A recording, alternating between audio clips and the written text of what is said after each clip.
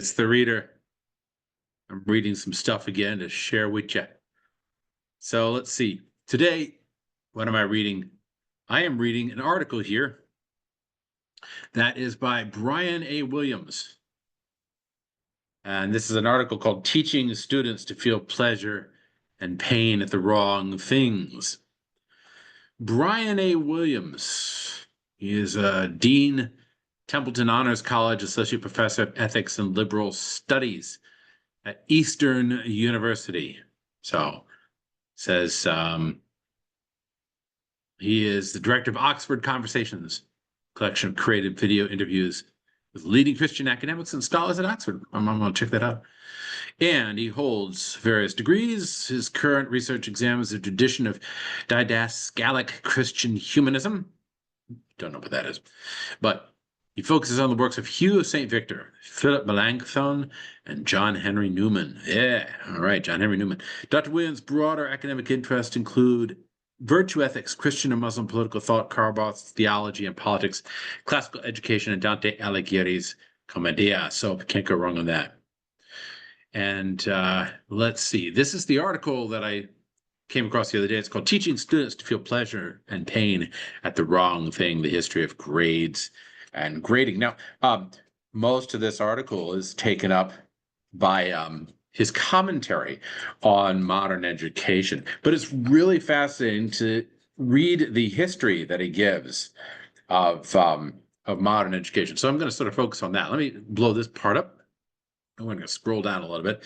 The first thing that I noticed that I thought was interesting that he says, this is page 2, he says, one of the normative practices in contemporary educational institutions, classical or otherwise, and one that embodies an implicit commitment to competition and rank, is the attempt to quantify or translate learning and academic achievement into a single number or letter, because this practice was unknown to educators before the 19th century. Ha-ha, there by my friends again in the 19th century. This practice was unknown before the 19th century. Contemporary educators cannot consult the long tradition of liberal arts education for insight into the nature and use of grades, nor to understand whether academic competition and ranking help students achieve the ends of liberal arts education, namely their integrated intellectual, moral, aesthetic, spiritual, physical, practical, and social formation. The longer tradition did not use grades, nor were grades designed to help students achieve these ends. This ought to give classical educators pause, and given their relative institutional freedom, provoke them to evaluating the ongoing utility and necessity of the grading system, especially during the years before a student's grade point average begins accruing in secondary school. So there's your thesis, right? This ought to give classical educators pause, and given the relative institutional freedom, provoke them to evaluate the ongoing utility and necessity of the grading system. Now, I went to school at Trinity School, Green Lawn, back in the 80s. And Trinity School was revolutionary at the time. It was based on the Great Books program. And they were trying to really do education in a different way than the Carter years and the public schools were doing. And so one of the things they did was they dispensed with the grade system. And it was pretty good. It was a decent way of doing it, but it got very complicated very fast because you have to integrate students into the system somehow, because you have incoming students from schools that use grades, and you have students going from Trinity to other schools that use grades. And so you had to find a way to accommodate, and that got really tough. But it also got very tough that it was very difficult to communicate to parents exactly what was going on. If parents weren't on board with this dispensing with grades business, it was hard to communicate to parents what actually was happening with the student and how the student was progressing or not progressing, as the case may be. So there's that problem immediately that I notice. But I do really appreciate what Professor Williams says here, and I want to delve into it a bit.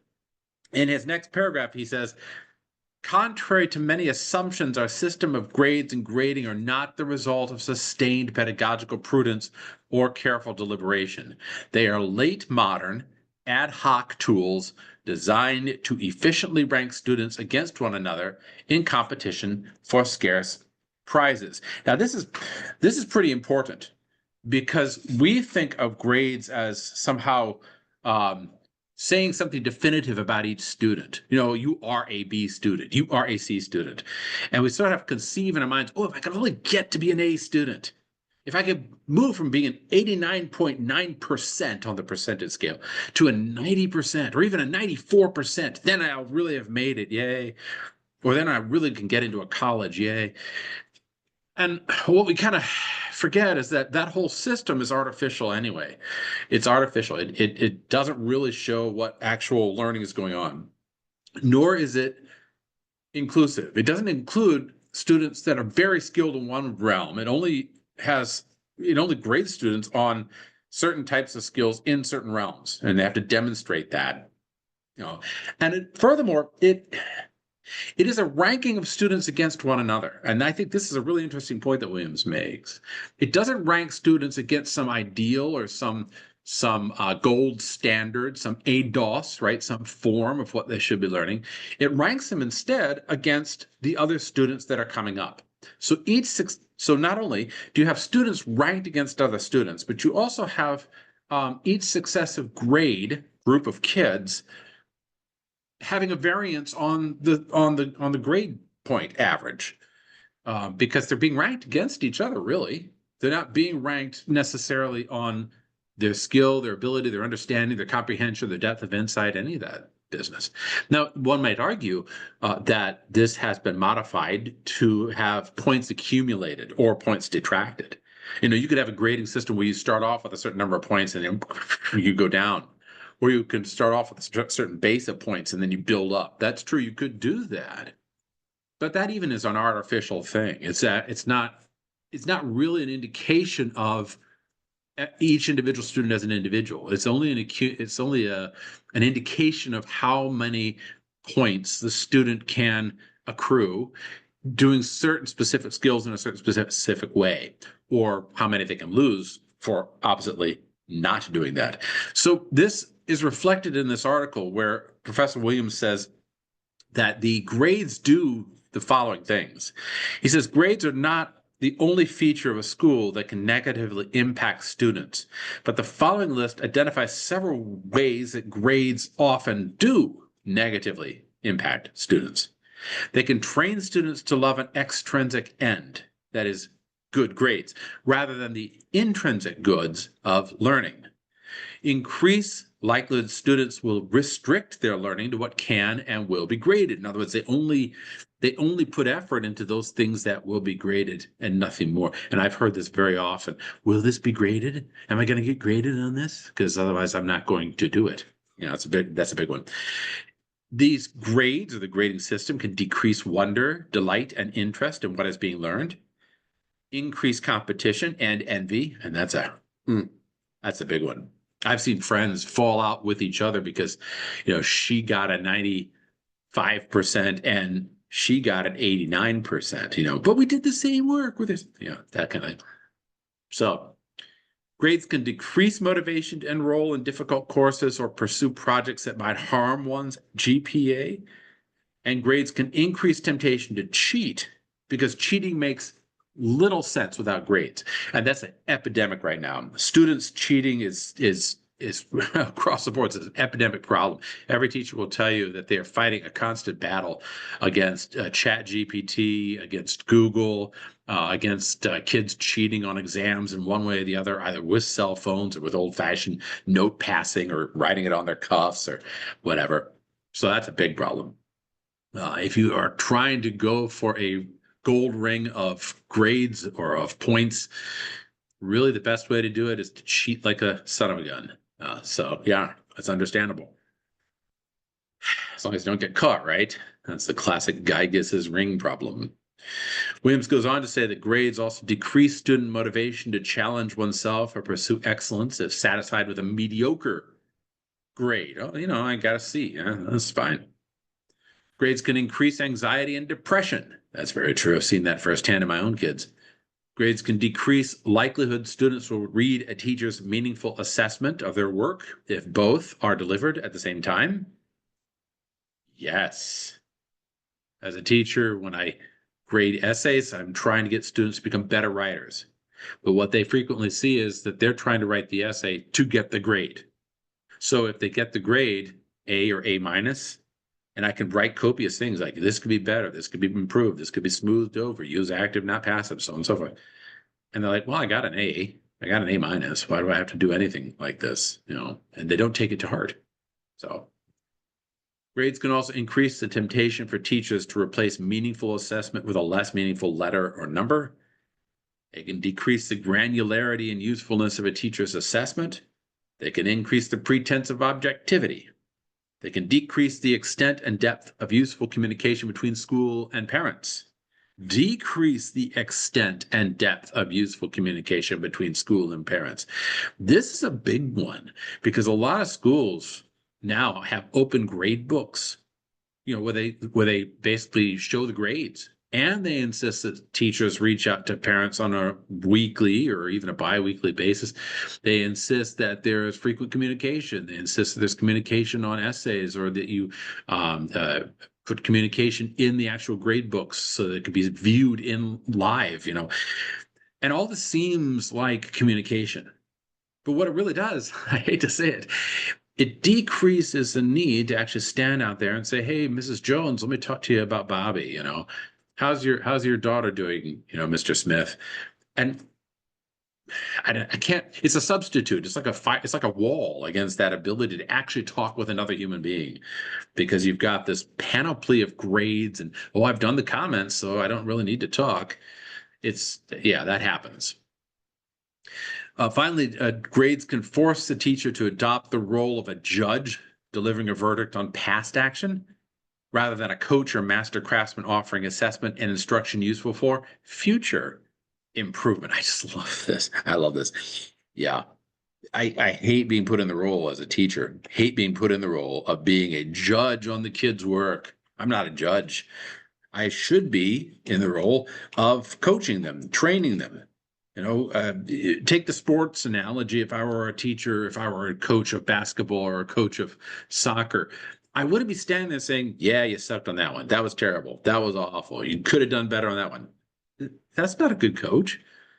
Coach is somebody who says, try it this way, push harder, go further, jump higher, that kind of thing. Or try it this way, or try it that way, or look at the big picture. That's what a coach does. And as a master craftsman or coach for the student in academics, that's what we should be doing, not just judging them and saying, you failed, you failed, you failed, you failed. Okay, you didn't really fail, but you're still not good. That's not our job. Williams says that grades decrease the chance students will pursue serious learning after graduation, when that learning will no longer be exchanged for a scarce prize like a good grade. And I would add to this, grades fit into the idea that learning is tied to money. Grades fit into the idea that learning is tied to money. Because the common misperception is that if you do well in school, you're going to get a good job and then you make lots of dough. Money is sort of the prize for doing the job that you got by getting good grades. So the grades almost are like these prizes that you get, right? And if you work hard, you get good prizes and therefore good money. It fits in the whole materialistic culture of America, especially. It really doesn't fit into a culture of learning or of wonder or of experiment or of insight. And John Taylor Gatto has pointed this out frequently, that kids' whole sense of wonder, the very basis of philosophy, is kind of squashed by the modern education system. And I think grades are part of that. If, for instance, you're able to make a ton of money, then why would you want to learn anything new? What's the point of that? You've learned enough so you can make a ton of money. So yeah, unless it's, further training to advance your career, right? Now, I'm not saying there's anything wrong with making money. There's not anything wrong with having a good career. It's nothing bad in that. It's that if we're looking at education, we're looking at it one of two ways, either as utilitarian to achieve that good money materialism of the modern world, or as a way to flourish and to grow as a human being and to figure out your place on this earth. If we're going to do the former, that is materialism, grades fit right into that. If we're going to do the latter, we need to rethink grades and the whole grading system. Last one, he says, grades increase the tendency for older students to become rational consumers, bargain hunting for the highest grade at the lowest cost. As here Williams intimates what I just said. They become rational consumers. So anyway, he goes on to raise a number of issues that are important to look at, but I wanted to poke at this here and then look at his history. He says, it appears that grading, and the GPA can order a student's affection toward the wrong things. In the Nicomachean Ethics, Aristotle rightly asserts that it is important to learn virtue from an early age, and that virtue is bound up with learning to feel pleasure and pain toward the right things in the right way, at the right time, and for the right reasons. Conversely, vice is bound up feeling pleasure and pain at the wrong things, in the wrong way, for the wrong reasons. Therefore, he claims, we should educate the young by steering them with pleasure and pain, because what is most conducive to virtue of character is to enjoy what one ought. Now, before we get into a whole discussion of the history, there's this frequent complaint of our society crumbling and kids these days, and sort of the lack of good habits, or the lack of courtesy, the lack of respect among young people, et cetera, et cetera, et cetera. Look, if you set up an entire education system where kids are encouraged to cheat and are encouraged to strive for a brass ring of materialism, where they're encouraged to do only the minimal amount of that's necessary in order to get the grades so they can go on to the fun things, the pleasurable things, like, Minecraft, for instance, or Fortnite. Why would we be surprised to see that the next generation and the next after and the next after it have no sense of what the right thing to do really is, have no sense of manners, no sense of courtesy? If they've never been taught or trained or even guided towards, by pleasure and pain, guided towards the right things in the right way at the right time for the right reasons, what are they going to do? They're going to gravitate towards those pleasurable things, which often show that blowing up stuff and knifing people and gunning down people in the street in a video game is the fun way to do it. And that yucks and lulls and YouTube poop is actually the way to go. It's quite stunning that the grade system kind of fits right into this business. So I'd like to then look at his history of grades.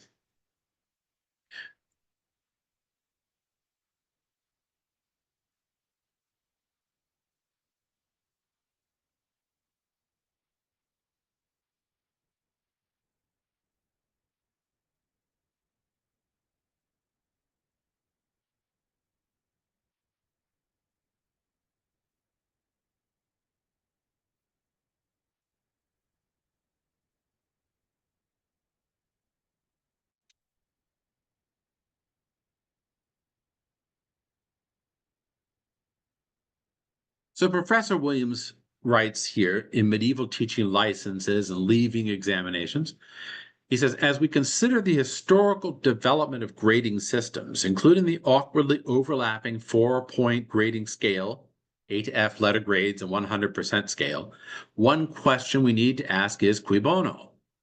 Whose good are grades designed to serve? We can identify at least 3 agents whose ends grades could serve. First, there are intrinsically educational ends like student learning, intellectual formation, character development, and the nurturing of wonder and the intellectual appetite. Second, there are institutional ends like accurately ranking students against one another, enlarging class sizes, efficient feedback, and performance tracking. Third, there are the transactional ends of the multi-tiered educational system aimed at efficient communication, coordination, and movement of students within and through an interlocking national and international network of primary, secondary, and tertiary schools.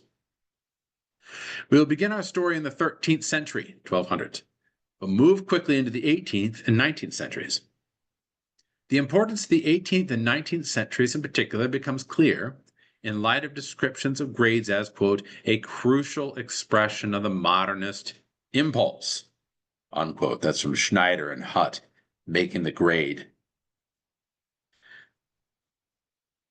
It is also representative of the eclipse, quote, the eclipse of traditional authority by bureaucratic rationalization, unquote. That's by William Clark, Academic Charisma and the Origins of the Research University. When historian Christopher Stray summarizes how ranked grading enabled one famous examination to accurately identify and publish the name of the lowest scoring student, he describes it as a celebration of, quote, the competitive system itself, dominated by a ranking procedure of unparalleled intensity and precision. None of these descriptions of grades and grading should sound particularly promising to classical educators wary of industrialized bureaucracy, economic instrumentality, and toxic competitiveness. Mm-hmm. As we will see, the history of grades is bound up with the history of universities, the history of examinations, the granting of diplomas, and social changes like compulsory schooling, child labor laws, immigration, school access for women and minorities, mobility, the GI Bill, the Vietnam War, and the recent consumerist approach to education. I pause for a minute here to interject. All of those are events that you can study these things historically. But when we look at the problem that we're facing right now with the schooling system, we have to address the problem of the grading system, and it didn't happen overnight. There are a number of these different events that occurred that kind of furthered the situation, thinking we're going to make it better, and actually made it worse, made it worse, made it worse. I would highly recommend at this point that if you haven't already looked at it, look at my video on Madly to Teach. It's a great little libellus about the history of schooling, written by a guy who was in the midst of it in the 1950s, and who was objecting to where education was headed at that era. So it's a very good read or a very good listen. Williams goes on to say, the following short section can do no more than sketch the basic evolution of grades and grading, both because of space limitations, but also because grades and grading did not develop in a linear way, nor did they emerge from a single institution or educator. Instead, their emergence and adoption was haphazard, experimental, and diffuse, all of which reveal their ad hoc and improvisational nature, which is kind of funny, of course, if we're thinking that grades are somehow objective and that they reveal some basic truth about the student. All right, let's go on. The story could begin in multiple places, says Williams, but one possibility is the University of Toulouse in the 13th century, 1200s. The history of medieval universities like Toulouse began with cathedral schools like the one that educated Alcuin in York, palace schools like the one Alcuin took over at Aachen under Charlemagne, and abbey schools like Hugh's School at St. Victor outside Paris. Now, just really quickly here. At this time, we're talking right after the Crusades, and we're talking during a period of the inflow of new texts and new information, new learning from the Middle East that revivified the Frankish Empire, the empire basically founded by Charlemagne in the 800s. In the 800s, Charlemagne set to work, well, he commanded that his subjects set to work to record the information in these documents that had survived the cataclysm of the Dark Ages. And he set up schools called scriptoria where they would copy these things, just copy them, copy, because he wanted to make as many copies of these texts as were possible to preserve it for the next generation. And that's a huge undertaking. If you want to read about this, read Scholasticism by Joseph Pieper. He talks about that idea. And this huge undertaking, to which we're very much indebted to Charlemagne, right? It allowed future scholars to have all these documents that they can look at, and allowed them, therefore, to begin schools where they would pass on that information to students. Okay, so it's a monumental period in Western culture, 800s to about the 10 or 1100s. Right. Students were taught a version of the trivium and, if promising, the quadrivium. In 1079, Pope Gregory VII issued a decree requiring the proliferation and regulation of cathedral schools. By the next generation, cathedral schools were producing independent and itinerant scholars, most of whom would migrate toward royal or cathedral towns where there was a demand for literate persons to serve in the cathedral and the king's court.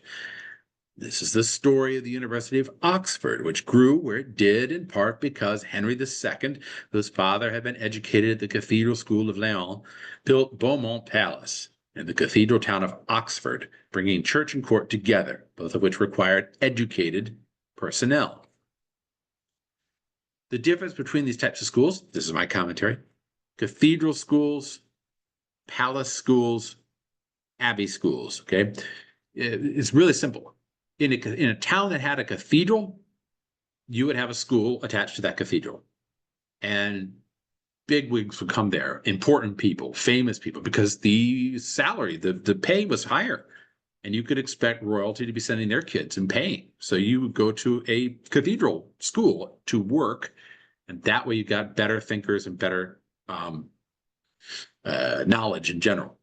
Same thing with a palace school, which was specifically attached to the palace of royalty, and you would be paid very highly. Abbey schools, not so much. Abbey schools were more for the local education of farmers' kids and of minor royalty. And basically, those kids would be going on to the priesthood or going on to court. And so they didn't attract as many luminaries as the other two types of schools. But in all three schools, you would have classical education, the idea of the two ways, the trivium and the quadrivium. There's one called the trivium, called three ways, which is logic, rhetoric, grammar. And then you'd have the quadrivium, which is the four ways, which, gosh, I always get this one wrong, but it's arithmetic, it's geometry, it's music, and it's astronomy, I think. Anyway, you'd be taught these things so that you could learn how to speak and write and think and have something to think on, mainly the logos, the idea of the order of the universe. So his point is that these were combined, the abbey schools, the cathedral schools and the court schools or palace schools were combined in Beaumont Palace, right? So this is sort of the beginning here in 1079.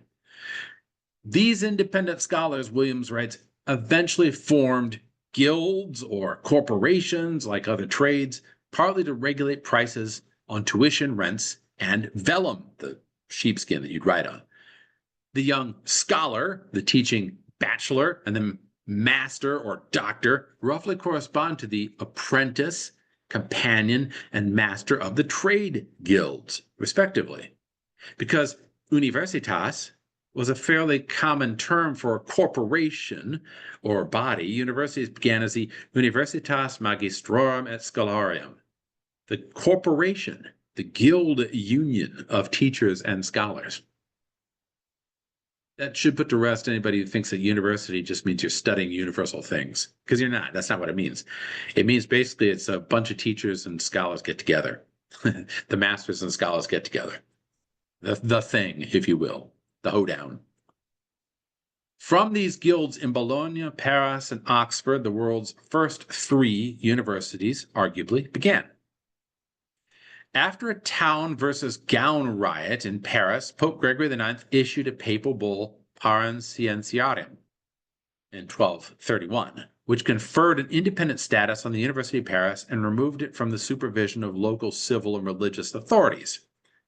Town versus gown just means that these universities would attract a lot of kids from out of town. Sometimes you'd have the royalty locally, but mostly it would be people from other towns would come in. And they were young people, everything from 16 years old to about 25. So they're young kids, and they're full of spunk, full of, how college kids are. And they like to get drunk, and they like to party hardy. And they would expect people to respect them in the town. And this caused a lot of tension sometimes between the local people who live their daily lives and the kids that would come in for a few years to learn and get rowdy and make romance with the local women. and then leave. And so that tension grows, and finally you'd have like a riot. You'd have a clash between the locals and the college kids. It's a great movie called Breaking Away, which was made back in the 1970s, which has exactly this, a town versus gown riot in Indiana, at Indiana University in Bloomington, Indiana. But this happened a lot. So after one of these, Pope Gregory IX issues this papal bull, and it conferred independent status on the University of Paris, meaning the University of Paris can now do its own postal system, its own legal system, its own judgment of taxes, if you will. It was independent from the town itself, no longer dependent on the town. Among other things, the article says, it meant the university could issue teaching licenses to graduating students without those graduates being examined for theological orthodoxy by non-university agents like cathedral school chancellors or bishops. This was followed in 1233 by another papal bull insisting that anyone formally allowed to teach in the University of Toulouse, which Pope Gregory IX had founded, must be allowed to teach at any other university, jus ubicunque docendi, without having to undergo further examinations. Other universities soon sought the same privileges for their teaching licenses. So the point really is that we get the first teaching licenses here in the 13th century, where the university can issue its own license, and a license to teach, right? So if you decide you want to move from Bologna to Toulouse or from Oxford to Paris, you can say, here's my license. And now you are officially allowed to teach at that other university. And you move from university to teach if you need be. So first, licenses. The teaching license was essentially a shorthand form of communication, validating the scholar's achievement and abilities, confirming that he had been assessed and found capable of practicing the scholarly trade. In other words, his apprenticeship was complete, and he should be accepted as a full member of the Scholars Guild. The license was necessary because, unlike a furniture maker whose cabinets and chairs might validate his abilities, the scholar could not produce anything to verify his abilities other than a teaching license. That's still true. As a teacher, you don't produce hardly anything. I mean, in colleges, they say you publish or perish. You have to publish things in order to prove that you're worthy of something, but that's gotten now out of hand, and people publish ridiculous papers. As Dr. James Lindsay and his friends showed, the whole publishing thing is just almost a joke. In many different disciplines. So other than that, what do teachers produce? They produce students who can then go back and say, yeah, Professor Jones was a great professor. Professor Bacon was a really good professor. But you can't see, hear, touch, taste, there's no tangible thing they produce. So the teaching license was a tangible thing. And he goes on to say, these official teaching licenses were eventually called diplomas, meaning folded piece of paper. Because traveling scholars would fold and carry their license from one university to another, right? Because you have the teaching license as written on a piece of vellum, sheepskin.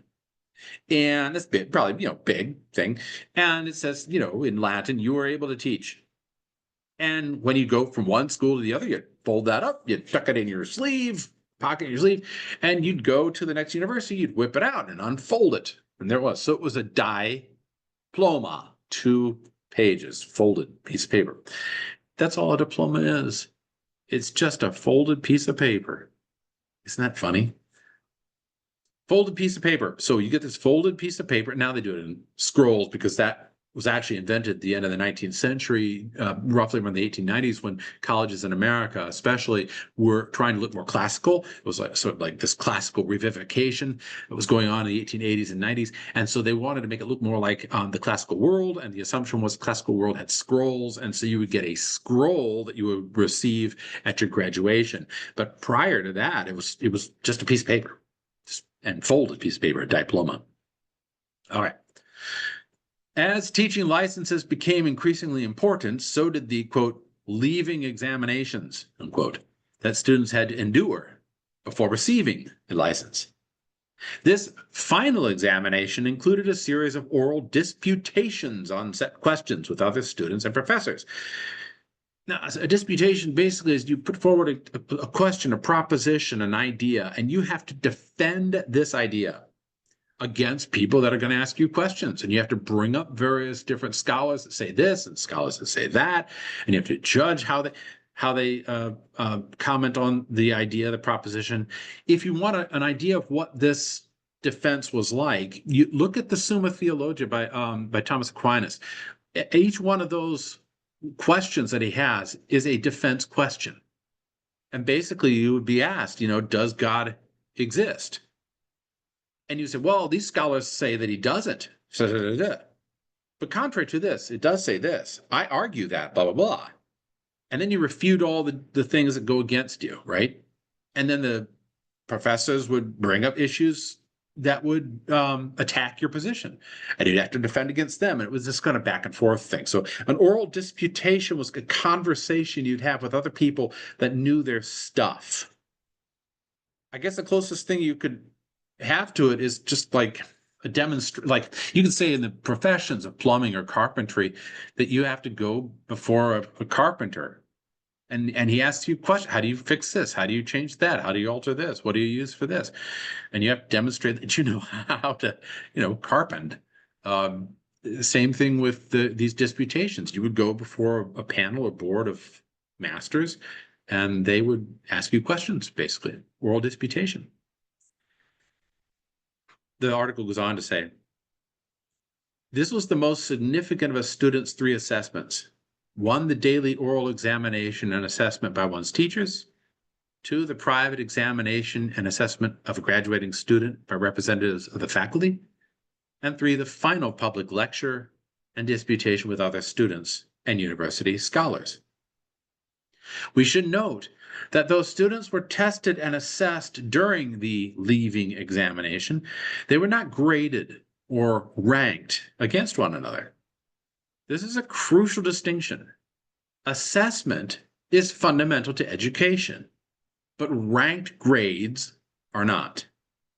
The former, that is the assessment, implies sitting alongside, assidere, assessment, helping students learn, while the latter implies ranking against, establishing a hierarchy among students.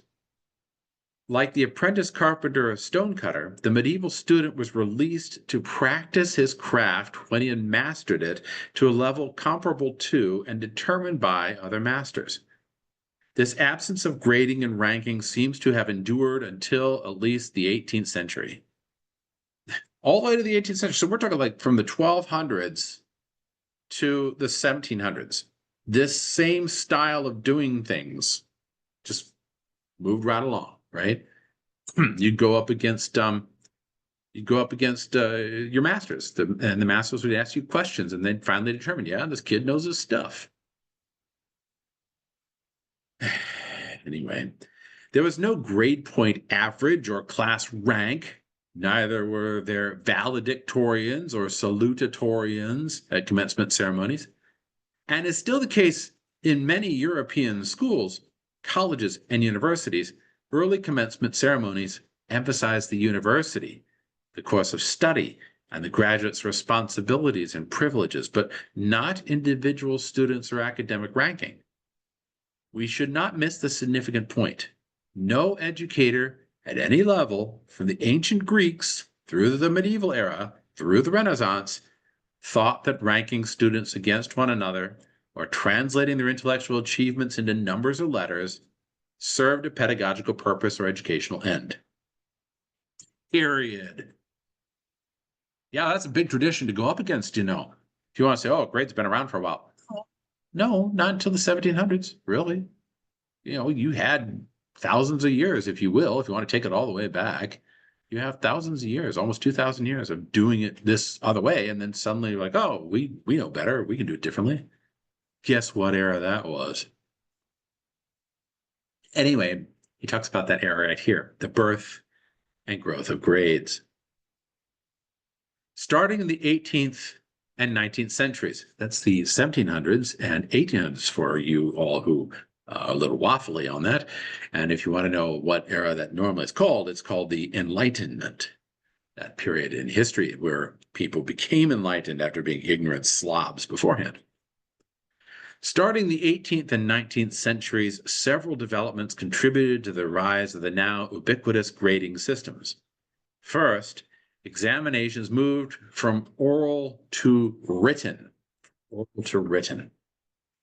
Second, schools began to competitively rank students in order to award scarce prizes, which encouraged more precise forms of assessment. Remember how I said before that grades are tied to money, right? Yeah, they are. They were tied to money back in the 17th or 18th and 19th century. They were tied to money. You get a prize for doing this. Yay, money. Well, it still is tied to money. Yeah, right? John Taylor Gatto points this out. The high achieving grade peoples get the high paying jobs frequently. And that, yeah, no, nothing wrong with a high paying job. I'm not saying that, but I'm just saying you're tying the grades and the learning to a prize. Like, here, kid, here's a lollipop. Right. So third, exams move from leaving exams taken just before graduation to end of year exams, to end of semester exams, and then to the innovative decision to let individual teachers determine when exams should be given in each class. Fourth, increased enrollment in schools and the desire for an efficient means of communication between schools led to the development of new techniques for quantifying assessment with simple numbers, letters, and words. So you've got four things, right? You've got examinations moving from oral to written.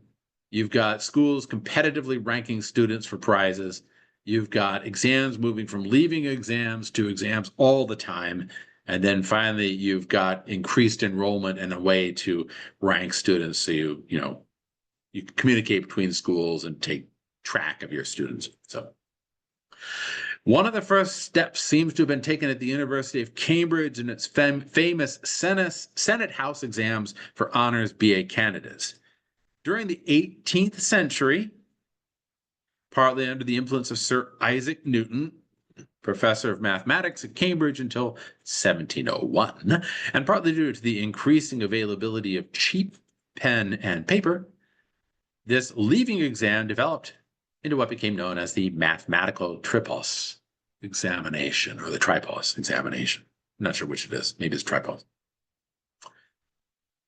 The advent of inexpensive writing materials enabled the exam to introduce more complex mathematical questions that could be written down and computed on paper. Prior to this, the examinations have been conducted exclusively through oral disputations, small group questions, and individual interviews, and included questions in moral philosophy, natural science, as well as mathematics. Side note, Trinity School, where I went to school, tried to reinstitute this. I think they still do. Trinity at Green Lawn and Trinity at Falls Church and Trinity School at River Ridge. And there you'd have the seniors sitting in a room with their parents and then all their teachers. And their teachers would ask them questions. And it was a grueling event, not only for the student who had to sit there and give an excuse for why he had dinked around for the last 4 years, but also for the teachers, because, you are doing, if you're doing 100 students, right? Imagine how much time you have to devote to students for that. It was a week-long, grueling event. It really was. Very difficult. Very, very difficult.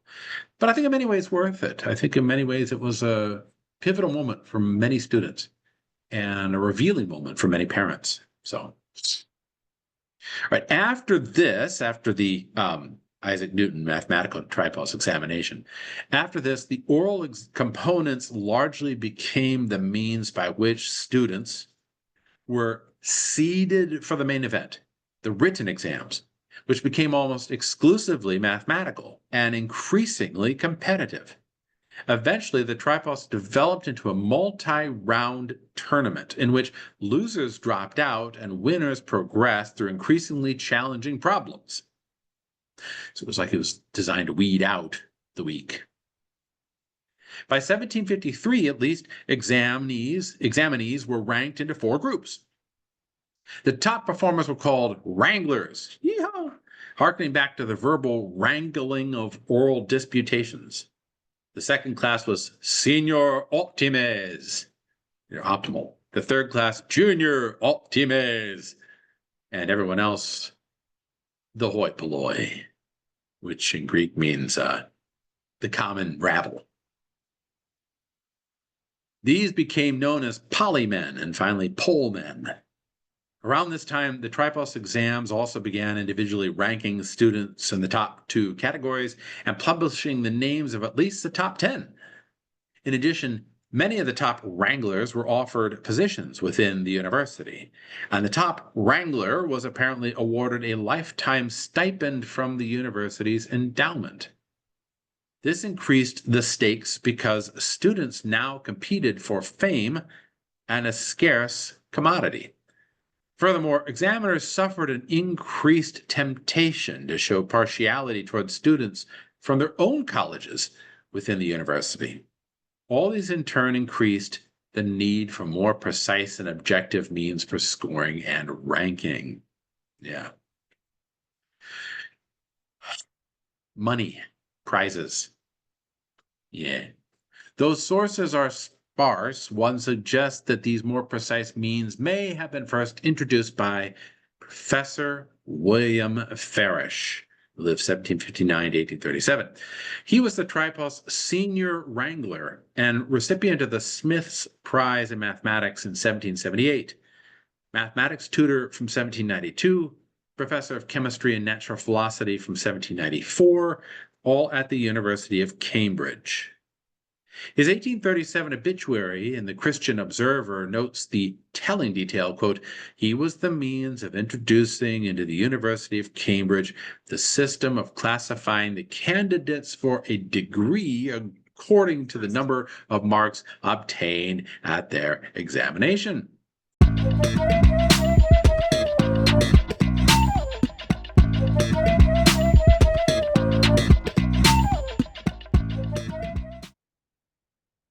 The article continues.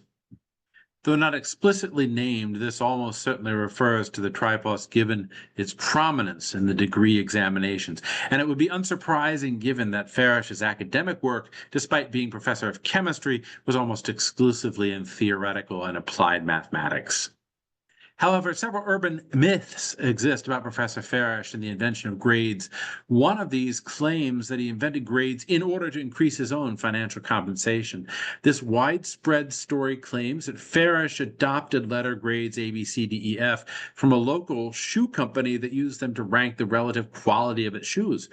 Because using simple letter grades decreased the time Farish had to spend on any one essay and exam, he could increase the number of students in his classes, and because he was paid per student, so the story goes, he could increase his salary. Several websites refer to him as the world's laziest teacher, and several books and articles repeat these claims, each of which reference the others, all without a historical source. Fortunately for Professor Farish, this story is almost entirely fabricated. First, during Farish's time at Cambridge, students did not write essays, and the only exams given were leaving exams, including the Tripos. Second, attendance at Farish's classes was optional, and the number of students who attended never influenced his pay. Third, as for his supposed lazy and acquisitive character bent on rationally maximizing his profits, Farish was also an active abolitionist, organizer of the Cambridge Auxiliary Bible Society and the Missionary Society, and vicar of 2 of the poorest parishes in Cambridge. Hardly the lazy, money-grubbing teacher of the urban myth. I appreciate this little section here that Williams gives us because frequently in history, we might be dealing currently with something that is noxious or toxic or dangerous or difficult.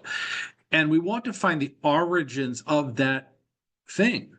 And the origins might originate from very nefarious characters, very bad players, bad seeds.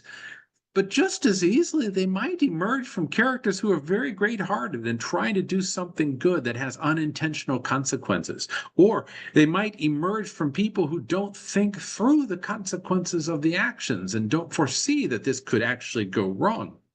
Or they might emerge, oddly enough, from people who are absolutely convinced of the rightness of their cause. And that makes history rather difficult because we have to account for the fact that we ourselves may be doing the same thing. And maybe in the institution of our own ideas and beliefs and convictions, we might be setting future generations up for complete and utter destruction or failure. That's just a thought there. It's interesting. The article goes on and says, the only truth to the story seems to be that Farish may have begun assigning numerical scores to written tripos examination questions, possibly in order to overcome the potential bias mentioned above, and to provide a more accurate means for scoring and ranking competitors.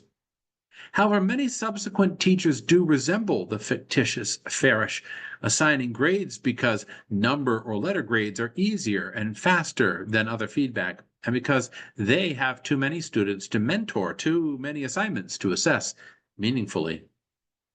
Before leaving the tripos, we should note that the system of scoring and averaging individual questions in order to produce precise final scores, regardless of whether it came through Farish, was one, designed to rank students who had two, freely entered a competition against one another, and which, three, everyone competed by taking the same exam, that four, centered on mathematics. Each of these points is significant for the accurate ranking that quantified grading was designed to facilitate. However, the system designed within these extremely narrow parameters has obviously come to be used indiscriminately for all manner of disparate examinations, subjects, and contexts that have nothing to do with competitive ranking. Furthermore, they have been imposed upon students of all ages, whether competitive ranking is helpful or harmful.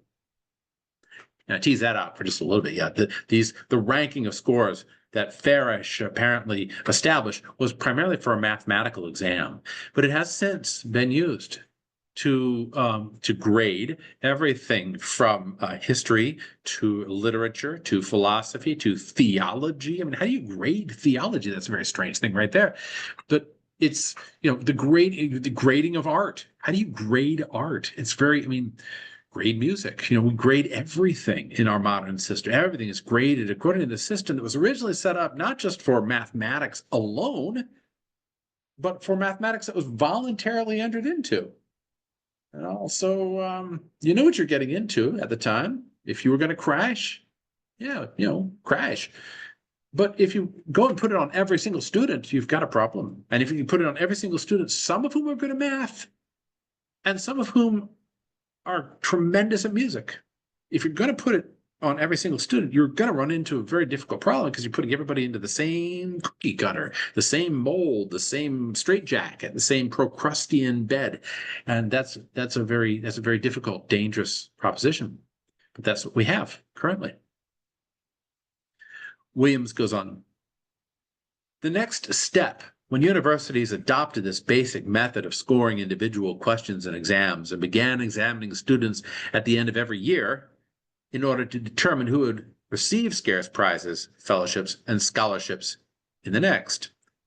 Harvard had adopted this practice at least by 1865. Now, I think that, I don't know if Williams says this, but most of those prizes were in mathematics. So far, we're still in the realm of this grading business is okay because it's for that mathematics exam, the tripos, that would allow superior mathematics students to gain a prize as well as to go on and get their degree, their folded piece of paper. But I think we're about to see what happens next is that you've got people who give grants for mathematics, and have good mathematics students graduating. But then you have people who've made it big in the world who want to give grants for philosophy or for history or for literature or for theology or for art. And then we're going to run into a problem. So then then came examinations at the end of each course, retaining the graded ranking system even when it was disconnected from prizes. From there, professors were allowed to give examinations whenever they saw fit, a new practice allowed at Harvard, at least by 1883. So the method designed to rank and compare students endured even when accurate ranking and comparing became irrelevant and impossible. Shortly before these developments in the United States, 18th century Prussian grammar schools had developed a new technique that reinforced reductive assessment. Now here we're having two strains come together because we're talking about the classically based, I guess you could call them, liberal arts schools that dotted all of America, and they moved in 1883 to this ranking thing. But something else happened prior to that, which was this adoption of a different model than the liberal arts school.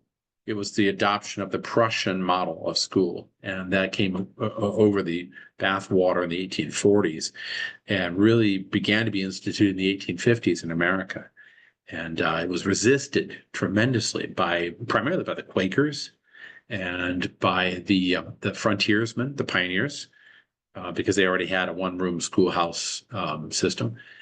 But it eventually was adopted in America by roughly around the 1870s, 1880s. And that Prussian model is very much opposed to a true liberal arts school. So anyway, it says, these are the same schools that impressed the American educational reformer and Massachusetts Secretary of Education, Horace Mann. Remember that name. The Prussians had made schooling compulsory in 1763. So every little Prussian girl and boy, boys mostly, had to go to school by 1763 in the Prussian school model. And under Horace Mann's influence, Massachusetts followed suit in 1852. 1852. Now, if you want a really good study of this schooling system, John Taylor Gatto will take you through that whole development on the Prussian model. But in a nutshell, the Prussians got their head handed to them by the French in the Napoleonic Wars, and they couldn't figure out why they had been defeated so badly, and so they said it was because of lack of discipline and disobedience. Too many generals thinking for themselves. And so they decided to create a schooling system that would change that and would make their citizens, every citizen would become not just capable of following orders, but automatically following orders. Like it would be inculcated in them to be obedient and to follow orders and to get used to a bureaucratic model or machine of living. And so they created this style of schooling, which everybody sits in rows, everybody wears uniforms, everybody responds to bells and to hourly cutoffs and separation of disciplines. All this became much more like a machine. The Prussian model became this machine of educating young people, not just in subject matter, but also, although that was important too, but also in the style of how to live and how to behave. So Horace Mann saw that as very efficient and very good, and he brought it over to America in the 1800s. So Prussian made it compulsory in 1763. Every child had to go under penalty of jail or fines to their parents. In America, compulsory schooling significantly increased the number of students in school, right? Because who wants to go to school? And unless you want to go to school, you will spend time on the farm or in the factory or loafing about and make money for your family. So compulsory schooling increased the number of students in school because suddenly you get all this huge body of people that haven't been going to school suddenly are flooded into the school systems by the way, a system that wasn't ready to receive them too. So the schools burgeoned and they had no physical facilities for them, let alone a system of being able to track all their students. So it increased the number of students in school and pressured schools and teachers to develop new techniques for tracking their academic development. One of these new techniques was the frequent evaluation of student progress and performance, which was reduced to a descriptive word or two, entered on a grid, sent home to parents. This was the precursor of the report card, originally called a censor table, or Schultable in Prussian. the Prussian system. Students were not yet receiving letter grades, but they were receiving one-word evaluations for each academic subject and expected behavior. For example, academic performances could be described as good, fine, and decent, or stupid, mediocre, and small. Behavior was pious or disobedient, and general abilities were described in simple terms like more memory than judgment, slow in ability, simple-minded, speculative, and so forth. And so you get, okay, like normally in a conversation, this is me talking, not the article. In a conversation with the parents, you'd sit down and say, oh, your son's really pious. So, you elaborate on it and talk about that. Or you might say, your son, he's kind of slow in ability, and he improves here and there. So you have a conversation, if you had a conversation face to face. This became a shorthand for that, and the teacher would write the comments. But then that actually changed to become pre-digested comments that you could check a box, right? So you had the list of comments, slow in abilities, simple-minded, speculative, so forth, and you would just click, right? Speculative, check a box. So it moved from human and organic to a much more bureaucratic and machine-like method, even of the commentary itself. Back to the article. One implication is that communication from the school to parents about the progressive academic and moral formation of their children becomes generic, and limited to short words that could fit within the confines of a small grid. It is not entirely clear that in the case of grade card grids, something is better than nothing. The individual report card may have been an improvement over another model, however, in which students of various ages and abilities were subject to daily and weekly examinations that resulted in reorganizing the seating chart according to student performances. So you would judge them weekly, and then you reorganize the desks according to who was the best, right? Top performers literally moved their desks to the head of the class, and low performers moved to the back. The idea was that daily public competition and ranking, two recurring themes of this modern story, would extrinsically motivate students to perform their best. Pause for a minute. I remember growing up as a kid playing a board game, Move to the Head of the Class, in which you answered certain academic questions and you moved your little chip through desks, almost like a snake and ladders thing, until you got to the point at the front of the classroom, this little grid of desks, And so there were even games that were set up based on this idea well into the 1960s and 70s, where you would get used to this as a normal thing happening. And the games were like, hey kids, this is just the way things work, and you should try to go to the head of the class because only the stupid kids want to fall to the back. In other words, it was part of the whole culture that people were thinking this way and acting this way. And one of the things that only occurred to me later is that the classroom and all those rows and all is set up like a phalanx, right? Square phalanx, the Greek phalanx. And Victor Davis Hanson points this out in his book, The Western Way of War. And the phalanx model is the classroom model. And you move to the head of the class as being the best and most important soldier in that classroom, Prussian soldier in that classroom.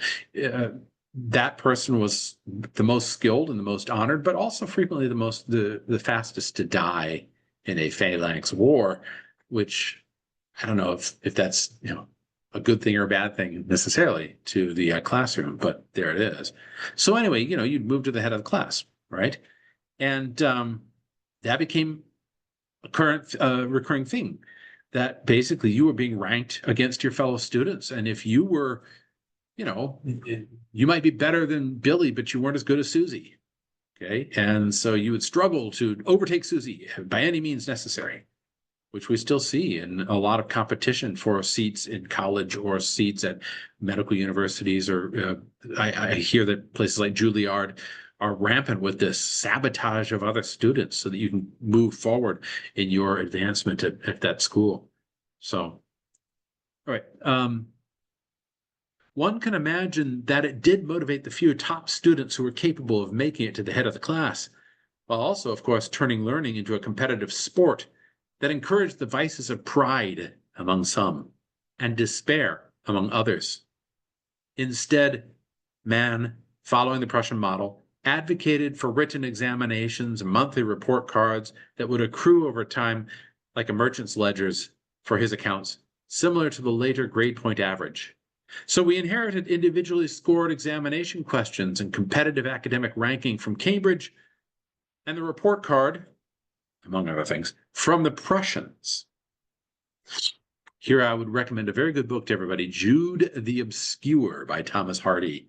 It's a bit maudlin, it's a bit like depressing, but it's a very good depiction of somebody who has been shut out from the academic world and can't get back in. And falls into further and further despair and debt and misery and poverty. And I think that probably happened more often than we want to acknowledge.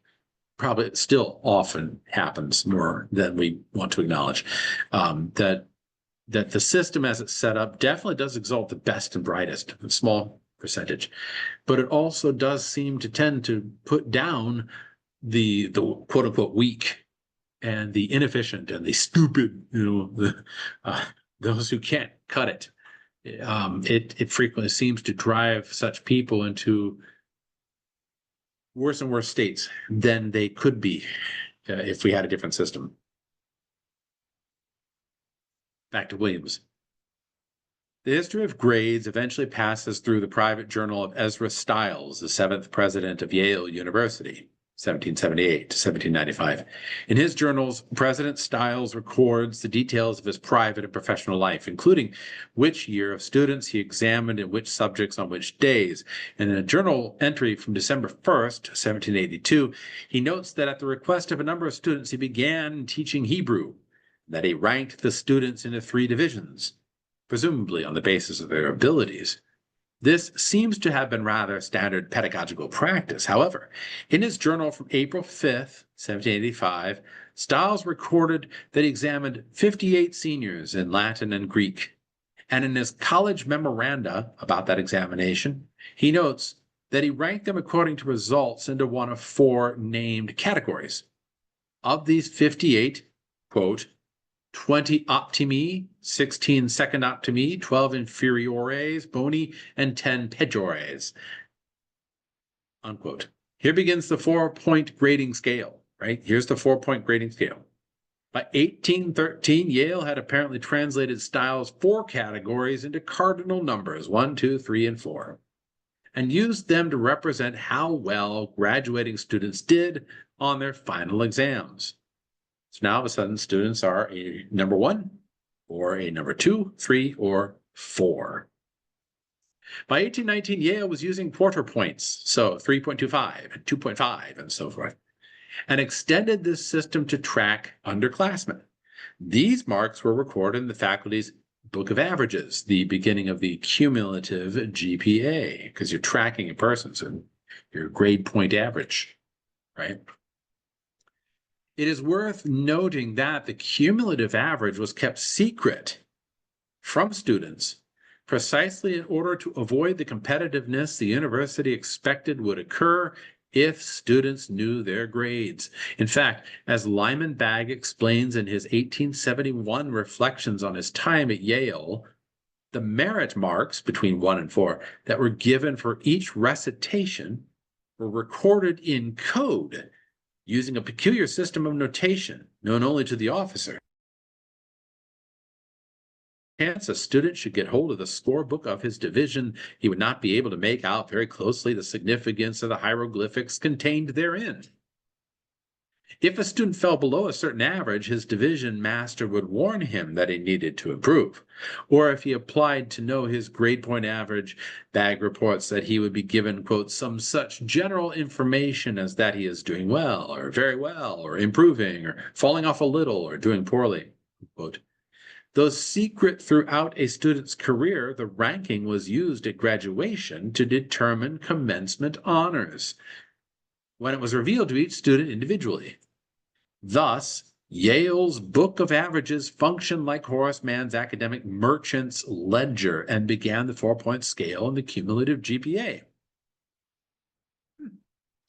By the second half of the 19th century, grades had become increasingly normative, even though there was no uniform system of symbols, numbers, letters, or words for efficiently translating and communicating academic accomplishment. For example, Yale moved from a 4-point scale to a 9-point scale to a scale between 200 and 400 points before returning to the original 4-point scale derived from President Stiles. In the 1830s, when Henry David Thoreau was at Harvard, a scale of merit established by President Josiah Quincy scored everything in multiples of 8, which would accrue daily over a student's entire 4 years. 8? What the heck? In his 1888 Harvard Reminiscences, Andrew P. Peabody explains that Quincy instituted the scale in order to reform the unmethodical way in which college rank had been determined. So he wants to make it more methodical. In this system, a student's daily record would constitute his due and fitly earned place in the scale of rank or merit. Marks could also be lost for moral or behavioral infractions. And in 1820s and 30s Harvard, there were many, including drunken riots, brawls, cannon fire, brothel visitations, and of course, skipping chapel. According to Peabody, this blended ratio of scholarship and character determined a student's rank and his eligibility for endowments and honors. Even though Peabody was charged with keeping the records, President Quincy would examine them on a weekly basis as if the most momentous interests were at stake. According to Peabody, this system remained relatively unchanged for at least 3 presidents after Quincy. The maximum that could be earned over a student's 4 years at Harvard was somewhere between 17 and 29,000 points or more, depending on how various essays and examinations were scored. Thoreau, who had a troubled relationship with Harvard, apparently left with a little over 12,000 points. So he was only halfway there, so to speak, not even. What an idiot Thoreau was. It's also silly. It's also arbitrary and silly. It seems, I don't know, ludicrous reading about it in this context. Why not have like a 15 cookie scale, or a 5 horse scale or something? Anyway, rather than having human judgment about whether the student is capable of actually doing labor, mental labor, or artistic labor or musical labor, you have some arbitrary scale, right? The 5-egg scale. Oh, you only have 4 eggs? You'll never make it at Harvard. These examples, says Williams, reveal that the systems of quantified grading were ad hoc improvisations that neither naturally emerged from nor were intrinsic to education. They were not designed to motivate students or to nurture their love of learning or intellectual formation. Instead, they were designed to serve the administrative ends of efficient tracking, simple communication, and competitive ranking. Surely that's not what they're used for now, right? By 1890, Harvard had abandoned Quincy's scale of merit, but began tracking student performance in each class by slotting them into one of 5 groups labeled A to E, the beginning of letter grades. Students were not ranked individually, but were ranked by group within each class. By 1896, Harvard had an elaborate system for calculating the ratio of students' letter grades in order to determine who would graduate cum laude, magna cum laude, and summa cum laude. Honors Harvard invented in 1869 and 1880. Yeah, that's how far back they go, huh? 1889? It's a little over, 130, 150 years. However, accurate ranking became impossible after Harvard's president, Charles Eliot, introduced the college credit system in the 1860s and 70s. This system, which replaced the core curriculum model and allowed students to earn individual units of college credit for each course they elected to take, was endorsed by the National Education Association in 1894 and the Carnegie Foundation for the Advancement of Teaching around 1910, because students no longer took the same sequence of courses, which meant that one student's program of study could be more or less difficult than another's. Eliot recognized that university-wide commencement honors would be impossible. Yeah, you know, you might be taking a number of courses that lead you to really become a great artist, and good on you. But how are you supposed to rank that against somebody who's taken a number of courses to make him a brain surgeon or a particle physicist, or even a great literary poet? How do you compare these things? Well, the answer is you can't. You can't, and you shouldn't. But we do. Eliot acknowledged that the university can only provide academic honors at graduation for distinguished attainment in single subjects. However, even though it became impossible to rank students' academic achievements against one another across the same university, the system designed to do so endured and now ranks one student's GPA against students from other academic institutions, courses of study, majors, and professors. However, Harvard may not have been the first to translate academic performance into letters. The 1778 Moderator's Book from Cambridge's Tripos examinations recorded the results of the oral disputations in mathematics and moral philosophy that were used to seed students for the final competition. The book from this particular year uses the notations A plus, A, and A minus to denote excellent performances. E plus, E, and E minus for good ones. Little a plus, little a, and little a minus for fair ones, and little e plus, little e for mediocre ones. It is not clear how these were used or combined for determining where students would be seated in the final tournament, and it may be that they were simply shorthand notations to remind the moderator of a student's performance when he was involved in the seating process. Neither is there any evidence that this use of letters influenced subsequent practices like those at Harvard a century later, though the presence of letter grades in the 1778 Moderator's Book is interesting. Is Harvard's practice that becomes influential. Okay, I got to pause for a minute here and just go back to something I've said in other videos before. As human beings, we're a weird species. And one of the things that we do as a weird species is we frequently create a model in order to understand something else.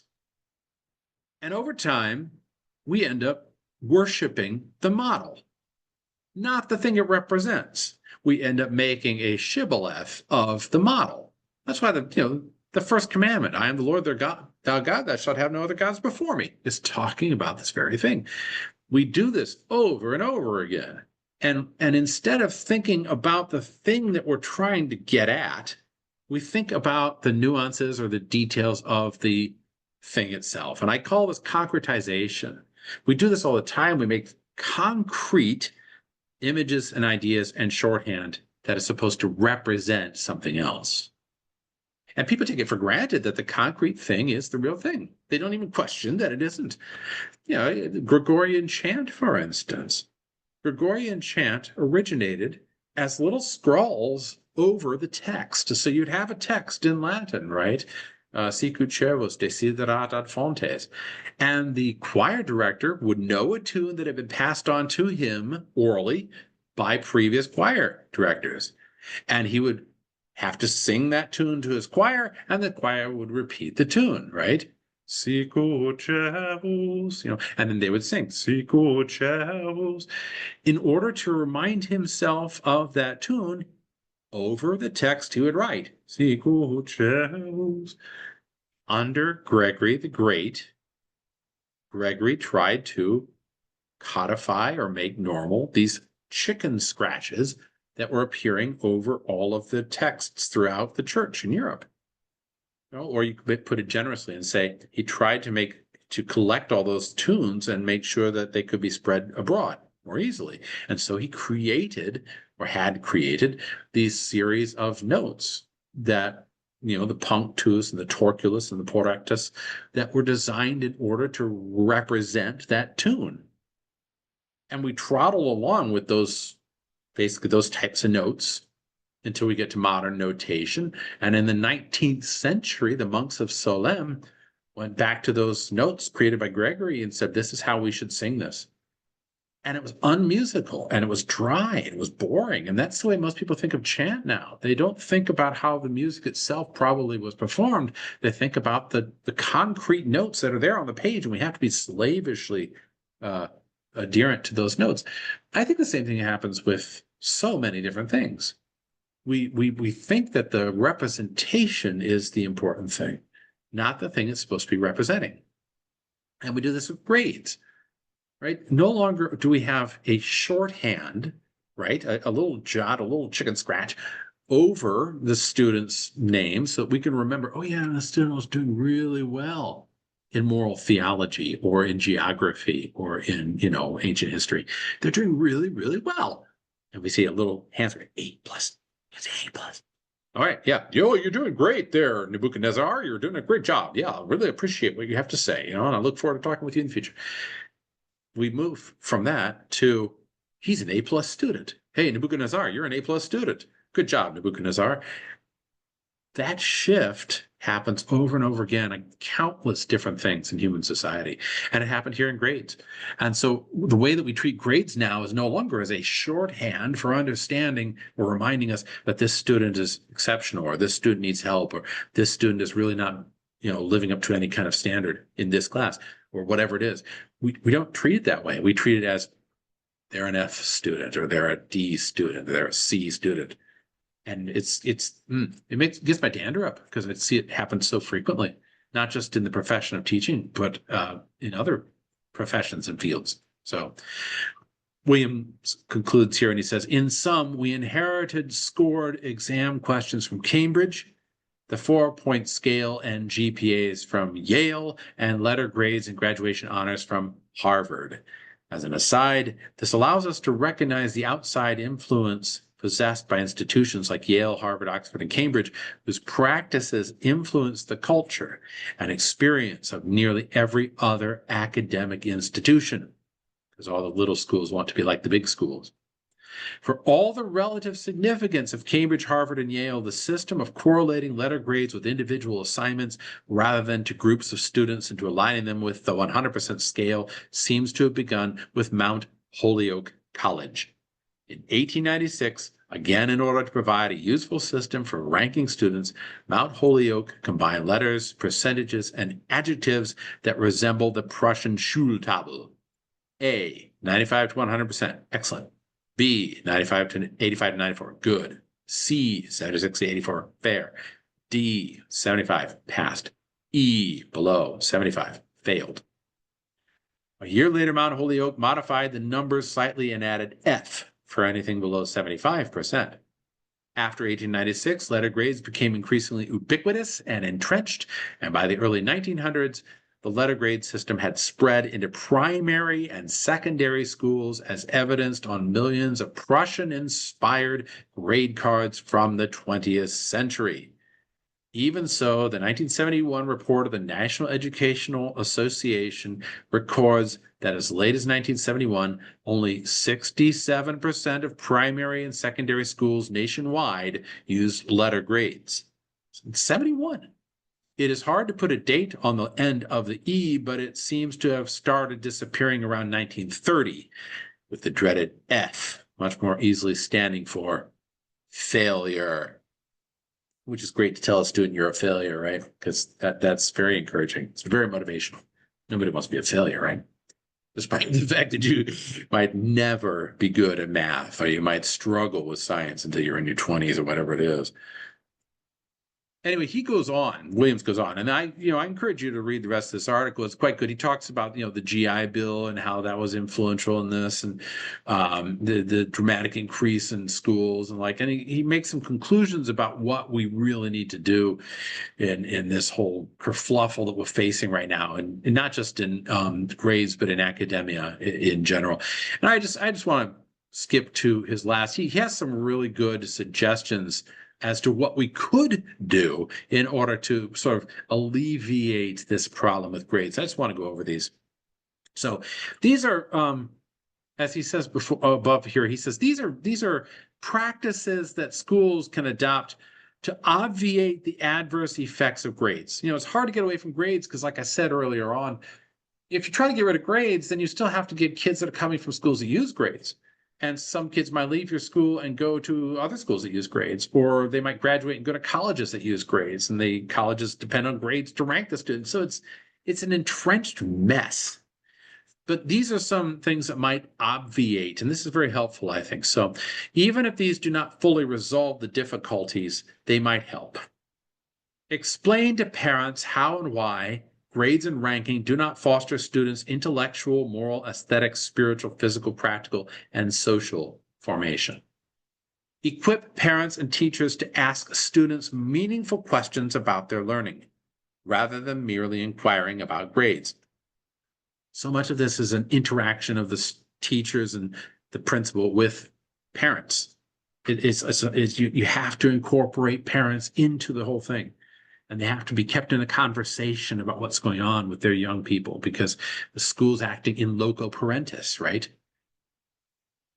Instruct students not to discuss their grades with other students and ask parents to reinforce this.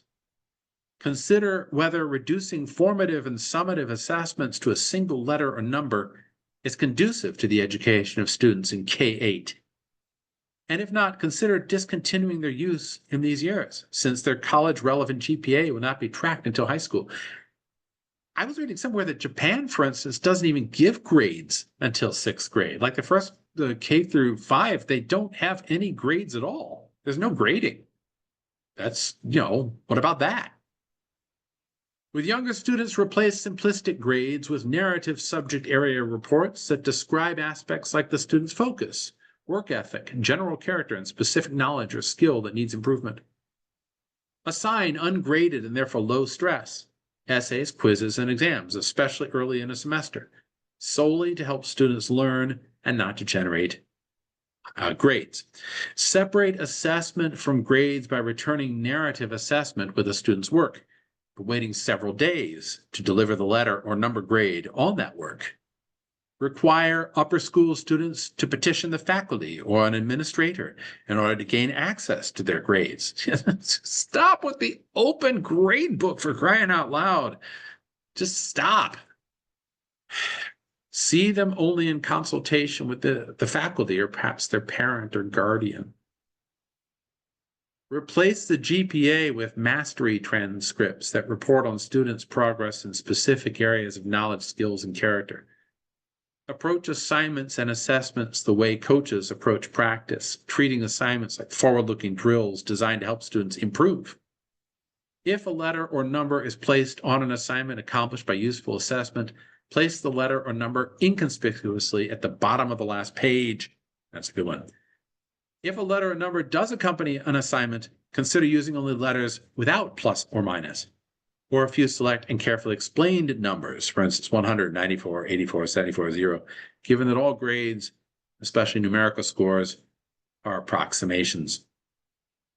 Oh, and I would add on to this, he probably has this in here too, this whole thing in the grade book of making equations in order to find the grade. You enter in such and such a number and it equates on such and such a weight, right, in a percentage of so many grades that end up giving a grade. I just stop with that. Gee, Merry Christmas.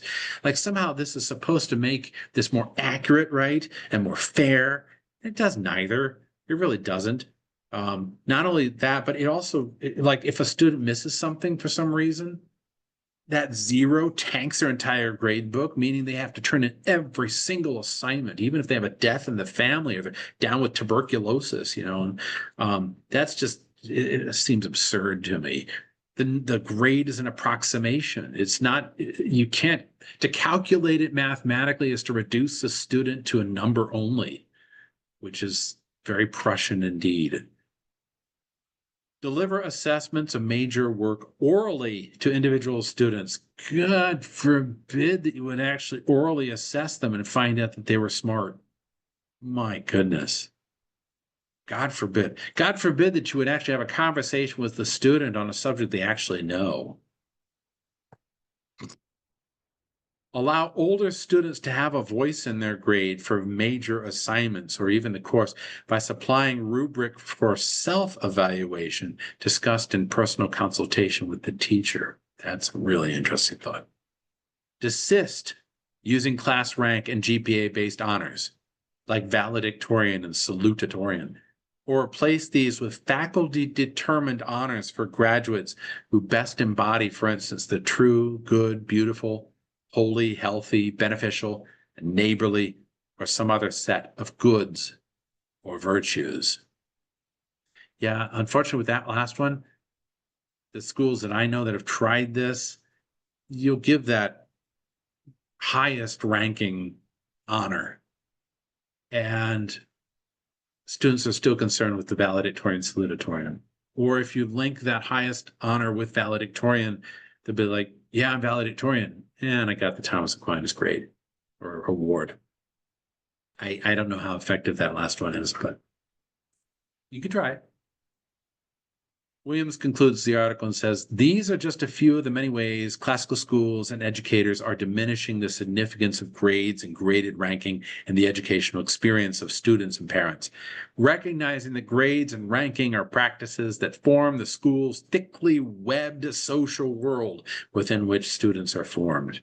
Freedom from grades allows teachers and professors to help students look to the future rather than to the past, becoming like coaches or master craftsmen, guiding young apprentices as they learn the craft or trade. This allows assessment to contribute to the student's holistic well-being, helps them come to love learning as a basic human good, and avoids harming them in order to serve the convenience of teachers and efficiency of institutions. What more can I say? I wholeheartedly approve. This is Brian A. Williams teaching students to feel pleasure and pain at the wrong thing, the history of grades and grading, September 28th, 2022. I'll leave a link in the description down below. Thanks for bearing with me, and I hope this was somewhat helpful to you. And until we meet again, God bless. Take care.